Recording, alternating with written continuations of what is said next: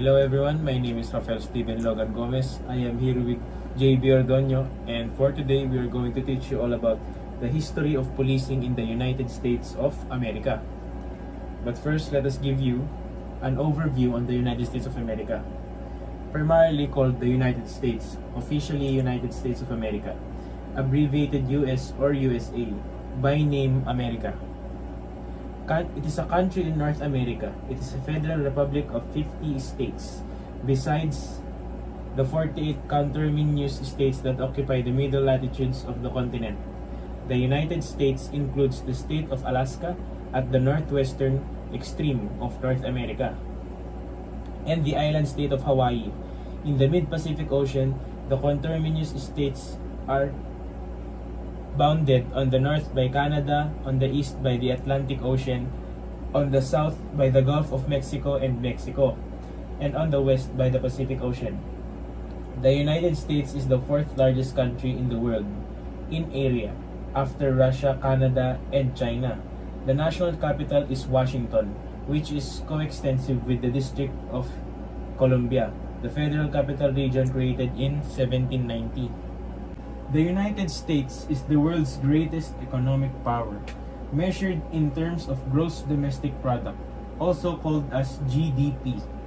The nation's wealth is partly a reflection of its rich natural resources and its enormous agricultural output.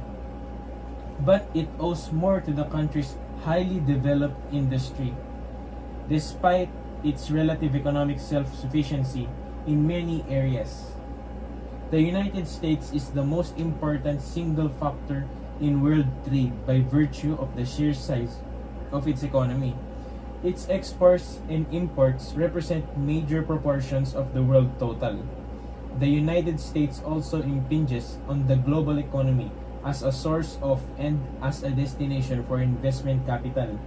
The country continues to sustain an economic life that is more diversified than any other on earth, providing the majority of its people with one of the world's highest standards of living. The American Revolution was at once a war for independence, civil war, and a world war, fought by neighbors on American farms and between global powers an ocean or more away. It impacted millions from Vermont Green Mountain to the swamp of South Carolina, from the Great Lakes of Gibraltar, and defeating the British Empire and giving birth to a new nation. The American Revolution turned the world upside down. 13 colonies of Atlantic coast united in rebellion, won their independence, and established a government by the people for the people. Next, we have the organizations in policing. This is showcased in this presentation. Bureau of Alcohol, Tobacco, Firearms, and Explosives. The Bureau of Alcohol, Tobacco, and Firearms and Explosives, commonly referred to as the ATF, is a domestic law enforcement agency within the United States Department of Justice. Another, we have the United States Secret Service. The United States Secret Service is a federal law enforcement agency under the Department of Homeland Security, charged with conducting criminal investigations and protecting U.S. political leaders, their families, and visiting heads of state of government. Next, we have the United States Capitol Police. The United States Capitol Police is a federal law enforcement agency in the United States with nationwide jurisdiction, charged with protecting the United States Congress within the District of Columbia and throughout the United States and its territories.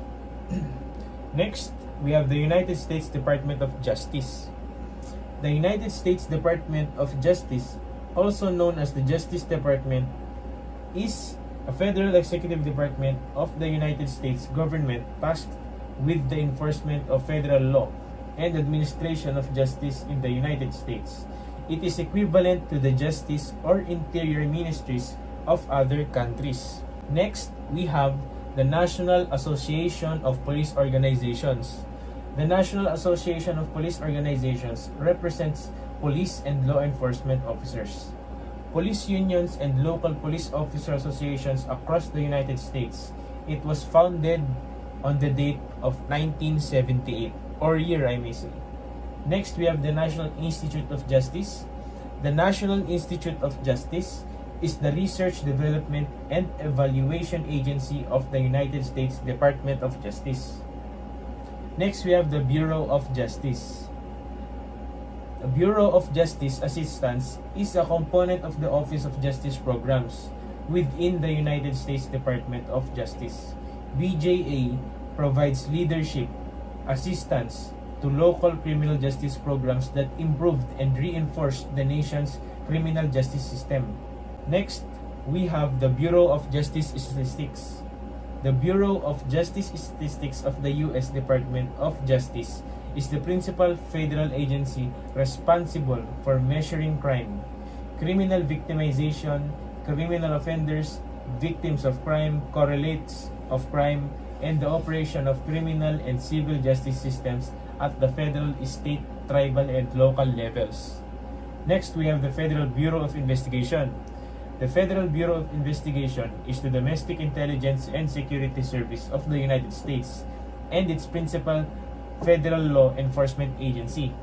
Next, we have the Commission on Accreditation for Law Enforcement Agencies.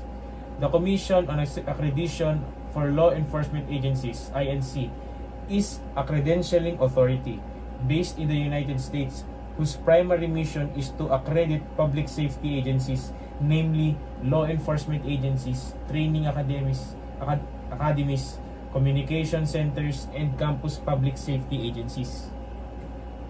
Next, we have the International Association of Police, Chiefs of Police. The International Association of Chiefs of Police is a 501 non-profit organization based in Alexandria, Virginia. It is the world's largest professional association for police leaders. Next, we have the Los Angeles Police Department. The Los Angeles Police Department, officially known as the City of Los Angeles Police Department, is the primary law enforcement agency of Los Angeles, California, United States. Next, we have the Los Angeles County Sheriff's Department. The Los Angeles County Sheriff's Department, officially the County of Los Angeles Sheriff's Department, is a law enforcement agency serving Los Angeles County, California. Next, we have the California Highway Patrol.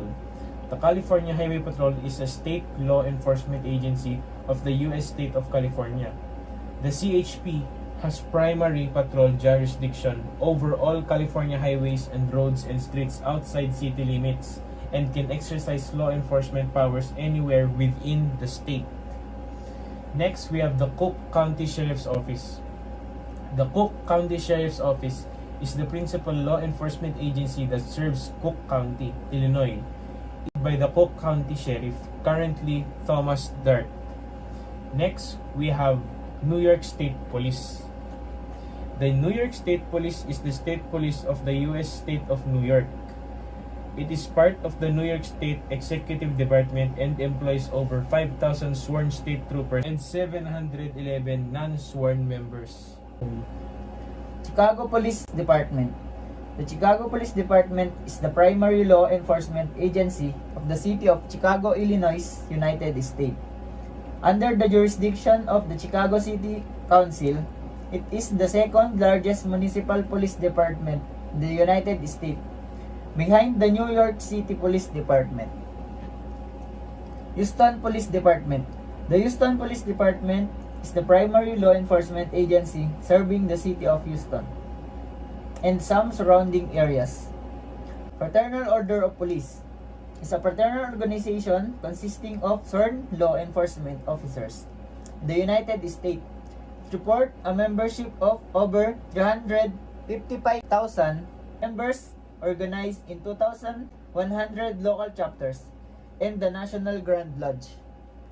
The last is State Police. In the United States, the State Police is a police body unique to each U.S.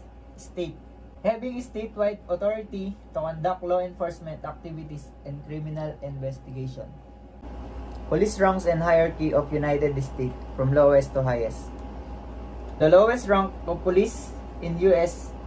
is police technician, and the next is police officer or patrol officer. The next, police corporal, police sergeant, police lieutenant, police captain, police deputy chief, and the highest is Chief of Police. Recruitment and selection. Recruitment and selection are separate but mutually reinforcing process. The goal of recruitment is to attract the largest number of applicants possible to apply to the agency.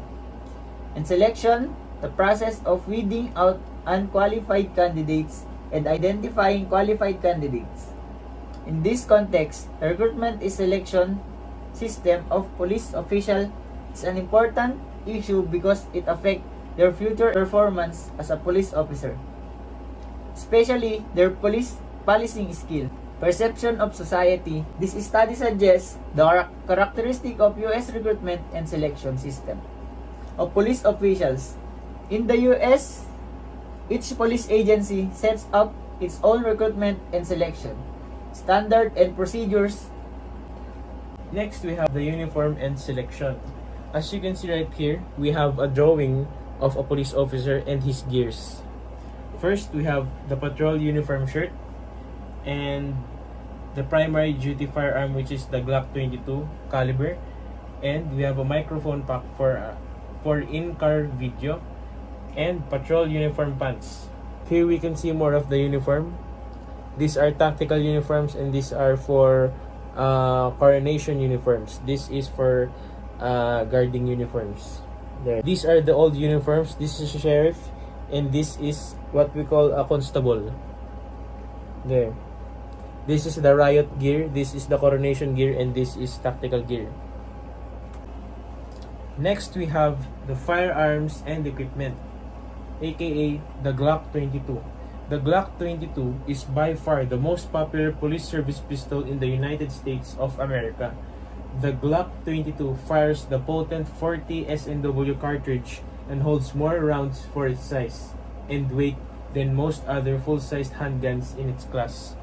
Next, we have right here in the pictures, as you can see, we have M16s, and these are just for extras. This is a police tank used for bomb diffusion, used for raids. It is used for infiltrating an area that is filled with enemies. And next, we have the best practices. The primary duties of law enforcement include the investigation, apprehension, and detention of individuals suspected of criminal offenses. Some law enforcement agencies, particularly sheriff's offices, also have a significant role in the detention of individuals convicted of criminal offenses. Excellence at every opportunity. Policing in 2021 requires all of us to take advantage of each and every opportunity to be at our best. Our best as leaders and servants to the people we police and the people we protect. Again, next is try to show the human side of your officers when you can. The public often forgets that police departments are made of human beings with diverse stories, backgrounds, and personalities. It's on us to show them. Next, the longer you are off the street, the easier it is to forget the uncertainty. Speed and imperfection of police decision making. To lead police requires you to be police competent, authentic, and present. The goals of policing are to protect and to serve became the official motto of the police academy and their profession. Leadership and assistance to local criminal justice programs, leadership and service to achieve safer communities. These are also some bonuses for you. Stay alert and aware everywhere. Don't go into dangerous areas without a backup. Take time to think through all choices. Don't think officers are invincible. It was the first form of organized policing in the United States. The first publicity founded organized policing force with officers on duty full time. What was the first form of organized policing in the United States? The first publicity founded organized police force with officers on duty full-time was created in Boston in 1838. Boston was a large shipping commercial center, and business had been hiring people to protect their property and safeguard the transportation of goods from the port of Boston to the other places. How many different police forces are there in US? What are the different police department and what are their responsibilities? There are about 18,000 state and local police agencies in the US.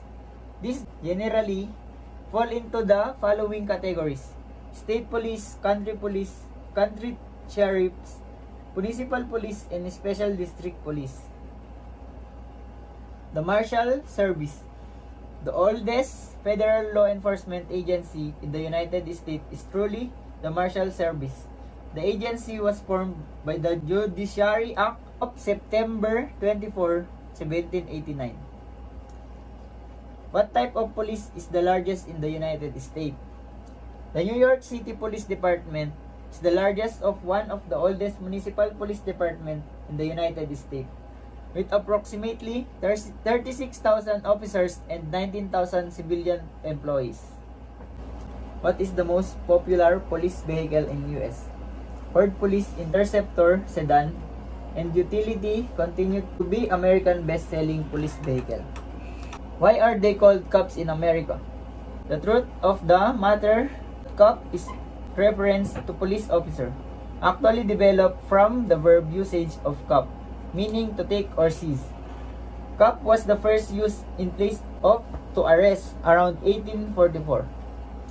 While the most agencies required you to be 21 by academy graduation date, some take cadets as young as 18. The maximum can vary widely. Do not assume that just because you are above 30, your chance of becoming a police officer are over. Some agencies no maximum age. Running from police is a serious criminal offense and dangerous to boot. On top of being dangerous, running from a police can result in serious criminal charges. The crime of evading arrest is committed when a person flees on foot or in a vehicle from a police officer to avoid being apprehended, detained, or arrested.